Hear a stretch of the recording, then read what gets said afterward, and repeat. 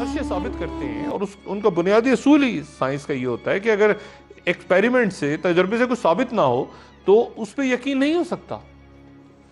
لیکن میں یہاں سائنس سے الجھ نہیں رہا، بالکل اسے تسلیم کر رہا ہوں۔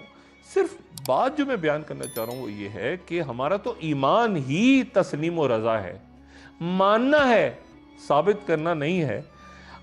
ہمیں دیکھ کے نہیں، ہمیں غیب پہ ایمان لانا ہے۔ اب سائنس کو کہا جائے کہ غیب کیا ہے، کبھی کسی سائنسدان، کسی سائنس کی کتاب میں یہ لفظ آپ کو ملے گا؟ غیب؟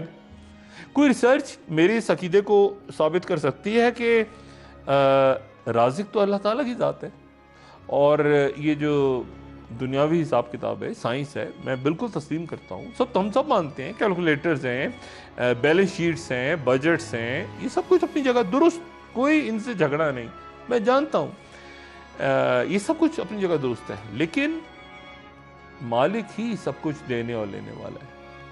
ان کیلکولیٹرز پہ، ان کیلکولیشنز پہ، ان بیلنس شیٹس پہ، ان بجٹس پہ میں جتنا بھی یقین کر لوں، فیصلہ مالک نہیں کرنا ہے۔ ڈاکٹرز ای سی جی کر کے، اینجیوگرافی کر کے، میرے دل کی ساخت، اس میں بلڈ سپلائی کیا ہے، اس کے ویسلز کیا ہیں، اس کے آرٹریز کیا ہیں، اس کی دھڑکن کیا ہے، اس کے ہر سیل کے بارے میں سب کچھ بتا سکتے ہیں، لیکن میں جس دل کی بات کر رہا ہوں وہ اسے سمجھ نہیں سکتے۔ انسان کے دل کو ڈاکٹرز، انسان جس کو دل کہتا ہے، اس کو نہیں سمجھ سکتے۔ اس کی کیفیت، اس کی کسی بھی میڈیکل کی کتاب میں درج نہیں ہے دل کی کیفیت، اور کوئی ایسی مشین نہیں ہے جو دل کو دیکھنے کے بجائے اس کو سمجھ سکے، اس کو بغور دیکھنے کے بجائے اس میں جھانکے۔ میرے دماغ کا سی ٹی اسکین جو ہے وہ میری سوچ کو نہیں بتا سکتا، اور دوا جو ہے وہ میری بے چینی کو چند گھنٹوں کے لیے ہو سکتا ہے قابو تو کر لے، لیکن مجھے اطمینان نہیں آ سکتا، اطمینان نہیں دے سکتی دوائی۔ مذہب، یقین، ایمان، یہ تجربہ گاہوں یا فارمولوں کے محتاج نہیں ہوتے، ان کی لیمٹس نہیں، کوئی قیود اور حدود نہیں ہوتی۔ وہ ایک چھوٹے سے ذرے سے لے کے کائنات تک کے راز چند لمحات میں افشا کر دیتے ہیں۔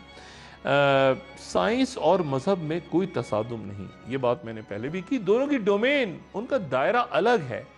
وہ مسجد کا ایک جو انجینئر ہے وہ ڈیزائن تیار کر کے بڑی خوبصورت سی تعمیر وہاں کر سکتا ہے، پیمائش کے ساتھ، یہاں پہ ایسے بنے گا، ایسے بنے گا، سب کچھ کرے گا، لیکن مذہب پھر وہاں زندگی کا مطلب سمجھائے گا جو مسجد تعمیر ہوگی۔ سب جانتے ہیں کہ آسمان سے بارش ہوتی ہے، لیکن صرف چند ہی کو اس بات کا علم ہوگا کہ وہاں سے نور بھی اترتا ہے۔ ریسرچ کا عنوان یہ نہیں ہو سکتا کہ کیسے ایک خاص مقرر شدہ لمحے میں زندگی کس طرح پیدا ہوتی ہے اور ایک خاص مقرر شدہ لمحے میں کس طرح مر جاتی ہے، لیکن انسان کے ساتھ تو بظاہر مرتی زندگی جو ہے اس کے بعد بھی زندہ رہتی ہے، حیات بعد الموت۔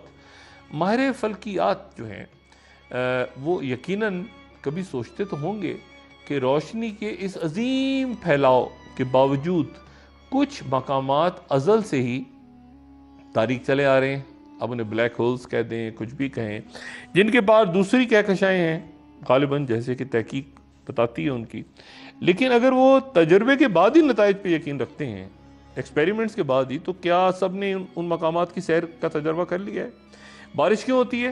سائنس واضح کرتی ہے، لیکن ابر رحمت کیا ہے؟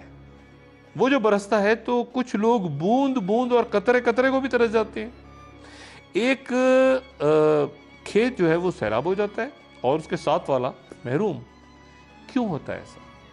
ہم سائنس اور مذہب دونوں کو ایک ساتھ اگر سامنے رکھ کے بھی سوچیں تب بھی ہماری جو عقل و شعور ہے وہ ایک خاص نقطے پہ، مقام پہ جا کے رک جائے گی۔